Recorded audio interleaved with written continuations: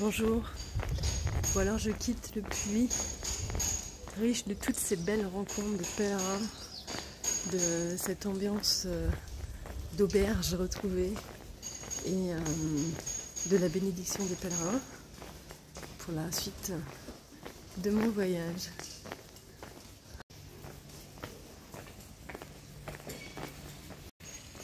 J'étais très émue à nouveau en quittant la cathédrale, pleine de toutes ces énergies, de tous ces pèlerins qui étaient là ensemble, prêts à partir. Et là, je suis en train d'arpenter le centre historique du Puy à la recherche de mon GR. Aujourd'hui, j'allais dire je vais essayer, non, faut pas que j'essaye, il faut que j'y arrive. Donc, je vais à Goudet. Il est 8h passées, 8h26. Mais voilà, j'ai une trentaine de kilomètres pour aller à Goudet. Donc la journée risque d'être un peu chargée. Mais voilà, c'est mon étape du jour. Avec l'espoir donc d'être au lac d'Issartel, je sais pas, j'ai du mal à me prononcer, j'espère que c'est comme ça. Demain soir. Et ensuite, de manger un des gens à la source de la Loire. Avant de revenir au puits, direction d'Iguin et récupérer le kayak. Avec cette envie d'être bien synchro avec donc l'équipe de notre Canoë Shop pour se rencontrer enfin en vrai.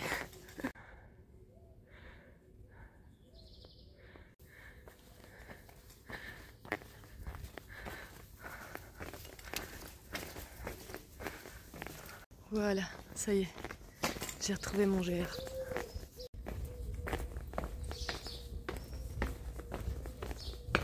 Bon, et ben mine de rien, c'était pas facile de partir ce matin. J'aurais aimé prendre un peu plus de temps, mais bon, je prends en considération différents éléments. Voilà, je connais le puits, j'adore le puits. Donc, si je peux arriver samedi à Digoin, c'est vrai, ça me plaît bien aussi.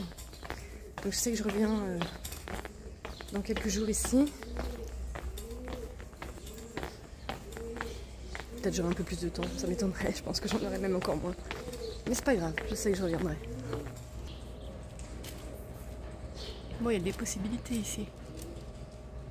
Bon, et puis pour le moment, ce matin, il fait moins chaud. Je crois qu'il a plu 3 petites gouttes. Pas sur moi en tout cas, mais a priori, il a plu 3 petites gouttes. Voilà, ça a rafraîchi un tout petit peu l'atmosphère, mais bon. On va voir comment c'est aujourd'hui. Il y a quelques nuages dans le ciel, ça fait longtemps que je n'ai pas vu des nuages dans le ciel. Bon, ça fait quand même bizarre de quitter tous ces pèlerins, de prendre un autre chemin. Il y a une telle fraternité qui se dégage de l'esprit du chemin. C'est beau, c'est attractif, c'est magnétique. Buen camino à tous. On approche de la source. On est à, je sais plus, Coubon, je crois, je sais plus trop.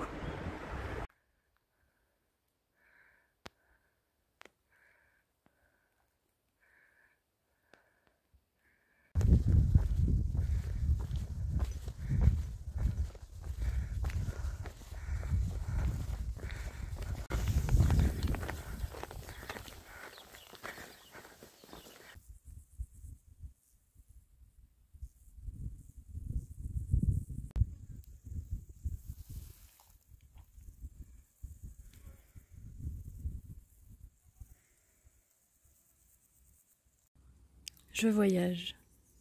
Je ne voyage pas pour aller quelque part, mais pour voyager. Je voyage pour le plaisir du voyage. L'essentiel est de bouger, d'éprouver d'un peu plus près les nécessités et les aléas de la vie, de quitter le lit douillet de la civilisation et de sentir sous ses pieds le granit terrestre et le coupant du silex.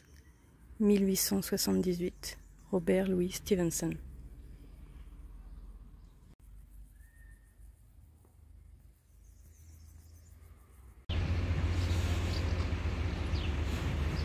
Allez, c'est reparti pour une journée.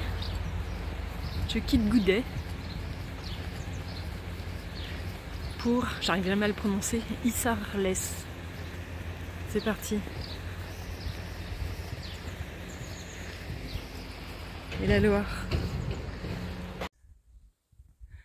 Bon, et bien après un peu plus d'une journée à marcher sur le chemin de Stevenson et à me remémorer quelques souvenirs avec Emmanuel sur notre rando jeûne de l'année dernière, le chemin de Stevenson en jeûnant. Le chemin se part là. Je quitte le GR70 et je reprends le GR3. Enfin, j'étais déjà sur le GR3, c'était le même chemin pour le GR3 et le GR70. Et là, GR3. Je tiens le bon bout. Il reste à peine 50 km. À peine 45 peut-être. Je crois même que j'ai franchi les 1000 là ce matin. Bon, si j'y suis pas encore, ils vont venir là, d'ici les 3-4 prochains kilomètres.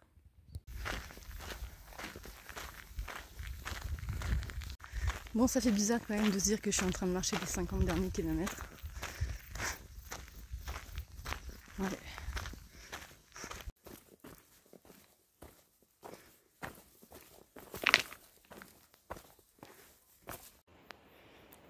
Allez, j'ai laissé une trace de mon 1000e kilomètre sur cette aventure. Juste là, au bord de la Loire. Avec le château.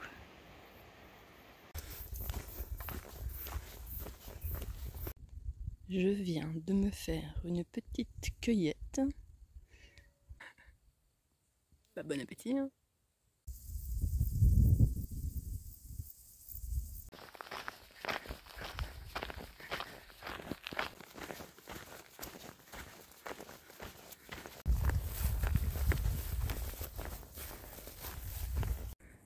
Allez, la Loire. Je vais plus souvent la traverser maintenant, hein. J'arrive au bout. Hein. La voilà. Bonjour. Bon, c'est reparti. Et c'est le dernier jour de marche. Ça fait bizarre.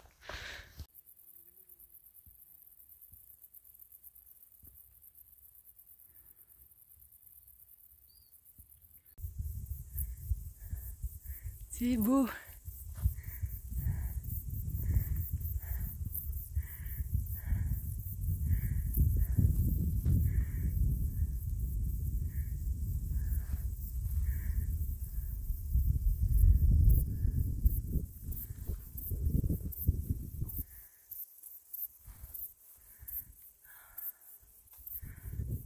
Voilà. C'est beau à 360 degrés. C'est vraiment beau, hein.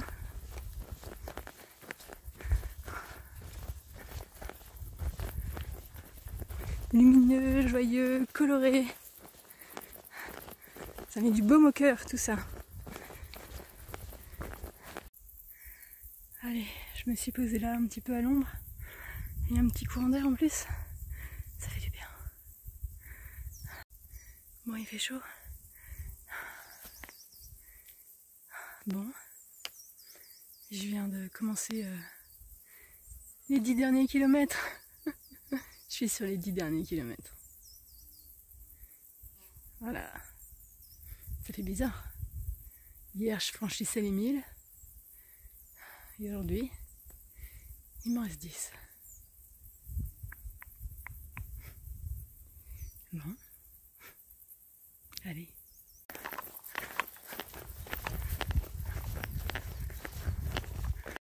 Ah bah ça fait bizarre. Je me réjouissais de l'ombre, je m'en réjouis toujours. Mais il y a un tel contraste avec la lumière, la beauté, la verdure, ces jolies fleurs violettes.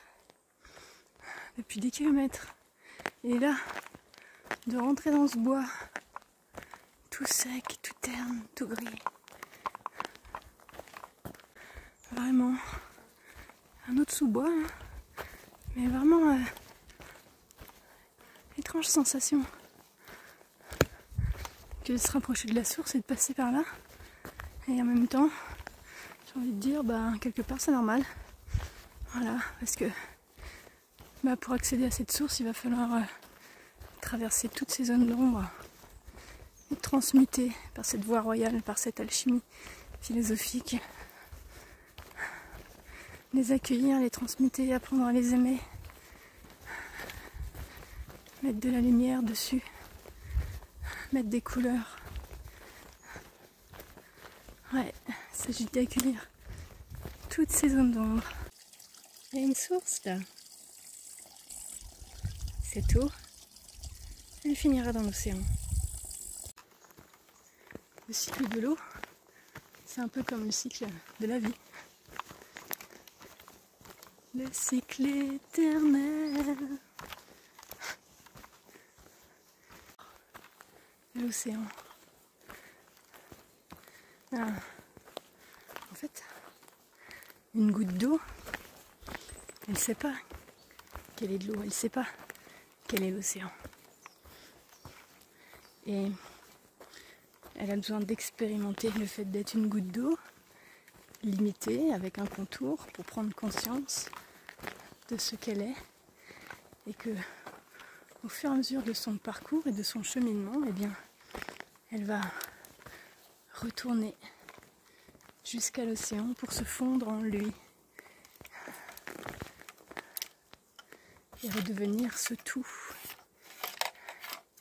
Elle est une partie du tout, mais elle ne le sait pas encore. Elle a besoin de faire cette expérience pour en prendre conscience. Eh bien nous, c'est pareil, en tant qu'âme. L'âme, tant qu'elle est baignée dans un amour inconditionnel de tout ce qui est, elle ne sait pas qu'elle est amour. Et elle a besoin de faire l'expérience d'autre chose, d'être extraite de cette source avec des contours, comme celui d'un corps par exemple, pour faire des expériences, expérimenter la dualité, expérimenter le non-amour, pour prendre conscience de l'amour. Et à l'image de l'eau qui circule jusqu'à l'océan, eh bien l'âme,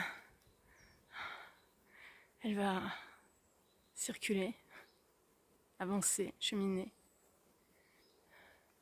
pour retourner dans cet amour inconditionnel de tout ce qui est, au fur et à mesure de ses expériences et de son propre cheminement personnel. C'est ça, le retour à la source. Cette source d'amour inconditionnel de tout ce qui est. Alors évidemment, c'est pas un chemin facile, parce qu'en effet, ça demande de traverser ces zones d'ombre. Parfois des trucs un peu glauques qu'on porte encore. Et en même temps, bah oui, derrière c'est ce renouveau, c'est à nouveau cet accès à cet amour inconditionnel de tout ce qui est, à cette joie sans raison. Ouais, une joie simple et sans raison. Se laisser traverser par la vie, par les émotions. Allez. Ah, je suis émue. Il reste 6 km.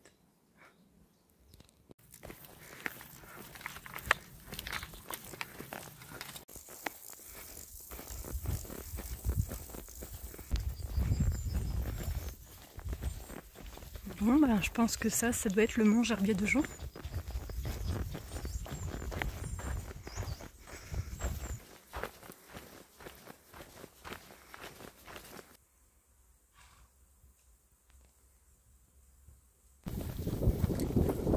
Et voilà le mont Gerbier de Jonc. Wouhou! Il ne reste plus qu'à trouver la source. Bon bah ça a priori c'est la source authentique, voilà, qui est asséchée. Ouais. Allez, juste en dessous on va aller voir la source géographique. Voici la source géographique.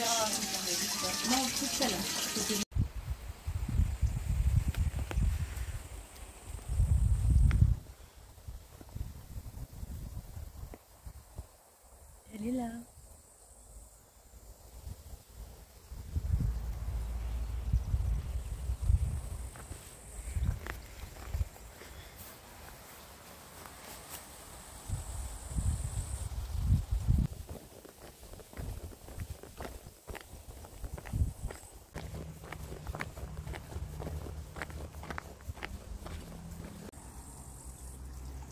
Ben moi je préfère celle-ci.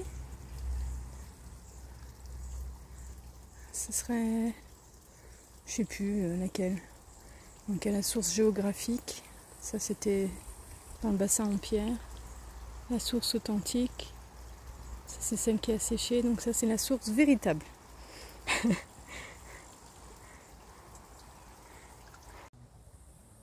Bon. Me voilà arrivée à la source.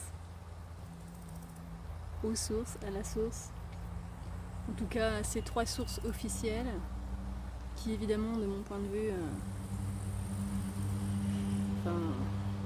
je pense qu'il n'y a pas une source officielle, peut-être il y en a peut-être plusieurs invisibles sous terre qui se rejoignent ensemble pour créer cette Loire.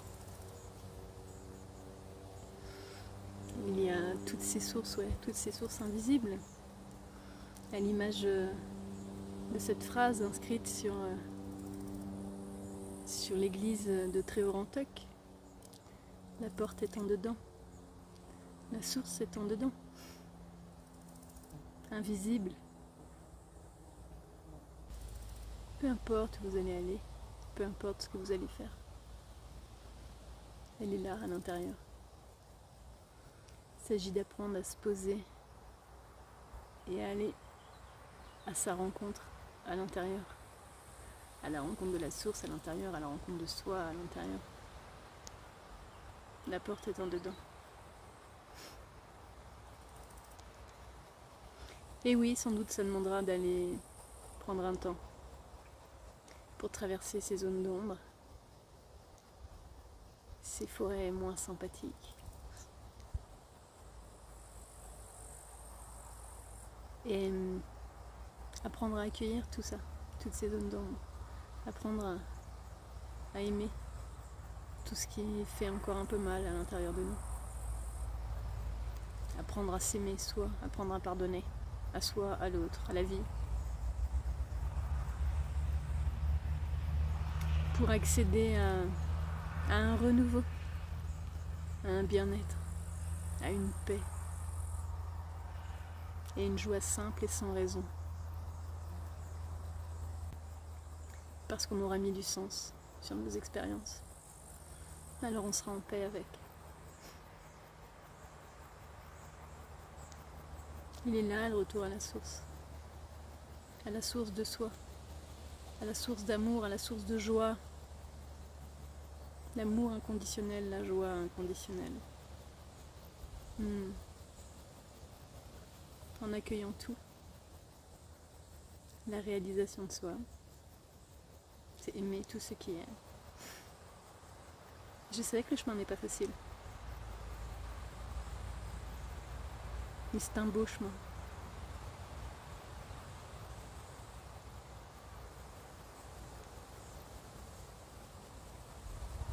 C'est un chemin qui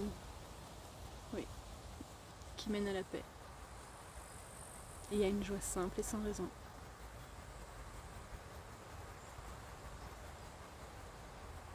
Alors ça peut passer par plein de choses. Ça peut passer par la marche. La marche est très méditative. Ça peut passer par la méditation. Ça peut passer par des accompagnements divers et variés. Et en même temps, la porte étant dedans, soyez à l'écoute de vous-même. Il y aura toujours des marchands des temples pour essayer de vous faire croire que telle ou telle méthode est la mieux, que telle ou telle personne détient la vérité, la source.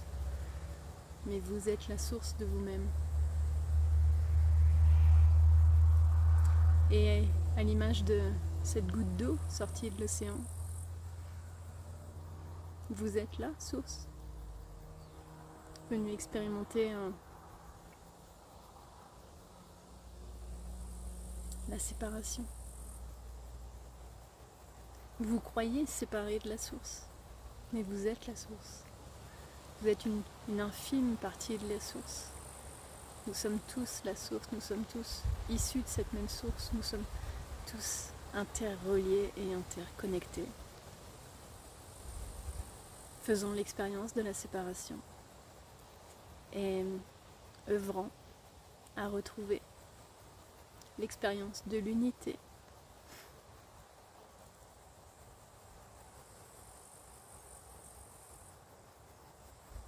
Nous sommes tous la source.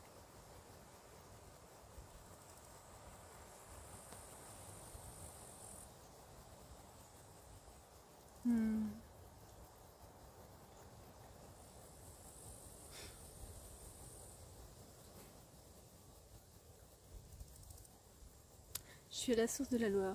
Il n'y a personne. Ils sont tous là-bas, à côté des boutiques. Pourtant, des trois, c'est celle-là, moi, que je préfère. Avec cette conscience, pour autant, que ma source, elle est là, dans mon cœur. Qu'elle est là, la porte. Et que pour y accéder, eh bien, il faudra que je fasse la paix avec tout ce qui empêche l'accès à mon cœur. Tout ce qui empêche l'accès à l'amour inconditionnel et à la joie simple et sans raison. Alors il faudra prendre le temps d'aller observer chacune des expériences passées qui empêchent cet accès. C'est ce à quoi j'aspire depuis maintenant plusieurs années, pour moi-même. Et je peux bien évidemment constater l'ampleur du cheminement que j'ai réalisé depuis ces années. C'est évidemment le chemin que je vous invite à réaliser vous-même. Parce que j'ai la croyance que nous sommes tous responsables de notre bonheur et qu'il est de notre responsabilité personnelle de nous libérer de tout ce qui empêche l'accès à cette paix et à cette joie. Tout ce qui empêche l'accès à cette source. Et quand nous sommes en paix et en joie envers nous-mêmes, alors nous sommes beaucoup plus à même d'être en paix et en joie avec les autres et le monde. Et que si chacun d'entre nous réussissait à faire ce chemin vers la paix et vers la joie, alors le monde se porterait bien mieux, le monde serait si beau. J'ai fait tellement de belles rencontres, tellement. Je sais que l'homme est bon. Pour autant, il est pétri de toutes ses blessures, de toutes ses souffrances passées, de tout ce qu'il n'a pas encore réglé. Et c'est ça qui crée de la réactivité chez les uns et les autres. Alors, si chacun d'entre nous réussissait à faire ce chemin de retour à cette source en nous, à cette paix et à cette joie inconditionnelle, alors, waouh!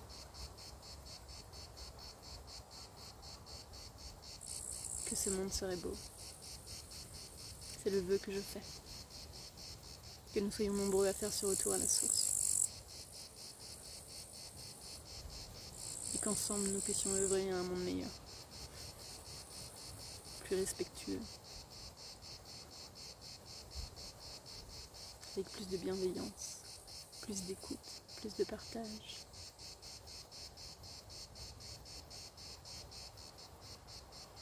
C'est mon vœu. Alors j'œuvre à ma façon, en faisant ce travail sur moi, parce qu'on ne peut pas faire le travail sur l'autre. Et on peut le faire sur soi, toujours un peu plus. Et en le faisant sur nous, alors, en observant les résultats que cela peut avoir sur nous, eh bien, certainement qu'à un moment donné, ça donnera aussi envie aux autres autour de nous de le réaliser à leur tour. On ne peut pas dire à l'autre de faire quelque chose si nous-mêmes on ne le fait pas, ça ne marche pas. Il s'agit d'inspirer par l'exemple que nous donnons. Et quand on est là, quand on touche ça, quand on goûte ça, Oui, après on est... Après c'est beaucoup plus simple de se laisser porter par le courant de la vie.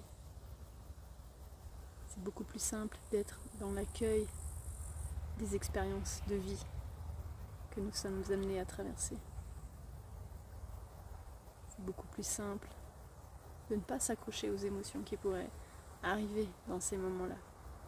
Juste se laisser traverser par une expérience. Et c'est tout. Il s'agit juste d'expérience de vie.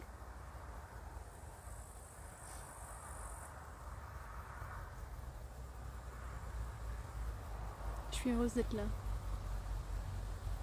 Je suis heureuse d'être là, d'être venue là à pied.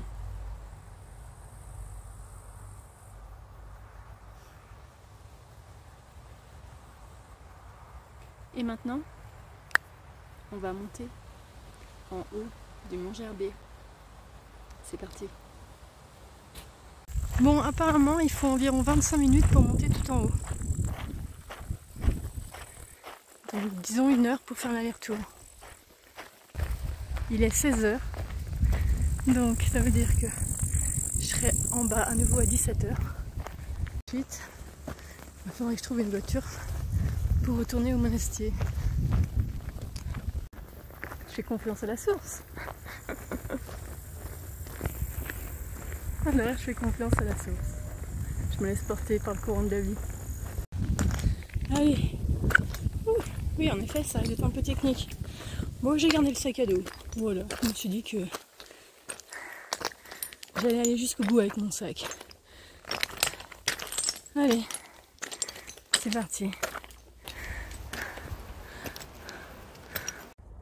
Bon, ouais, je sais pas si c'était une si bonne idée que ça, finalement, de prendre le sac à dos, là. Sans doute que j'avais pas assez travaillé les cuisses, là, sur ce chemin le long de la Loire. Ça me rappelle un tout petit peu Bugarach. C'est moins haut, ça dure moins longtemps. Bon, j'ai rangé le chapeau, j'ai rangé les bâtons de marche. C'est un peu fada quand même de monter là-haut avec le sac à dos. Je le recommande pas forcément. Mais alors, moi je suis pas encore arrivée. Il reste encore un tout petit bout là. Je monte la vue là-haut.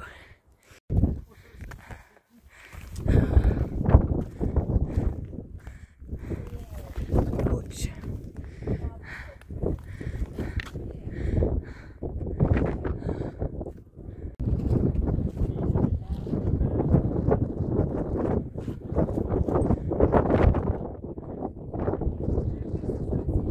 Bon, bah la descente est aussi raide que la montée. Et puis il y a un orage là-bas, alors ça souffle. Donc voilà, faut pas trop traîner. Bon, voilà la pluie. Déjà descendu tout ça là, c'est un peu la galère. Enfin non, c'est très sympa, mais c'est très sport. Et voilà l'orage. Donc j'espère que je trouve une voiture avant la Saussée. Et ben, pas mécontente d'être arrivée en bas, enfin je crois. Par contre avec la météo, j'ai bien peur que les touristes partent un peu plus vite que prévu. Il va falloir que je trouve une voiture. Juste une. Pour aller au monastier. Allez. Bon bah tant pis pour la tarte à la myrtille. Faudra revenir. Voilà la pluie.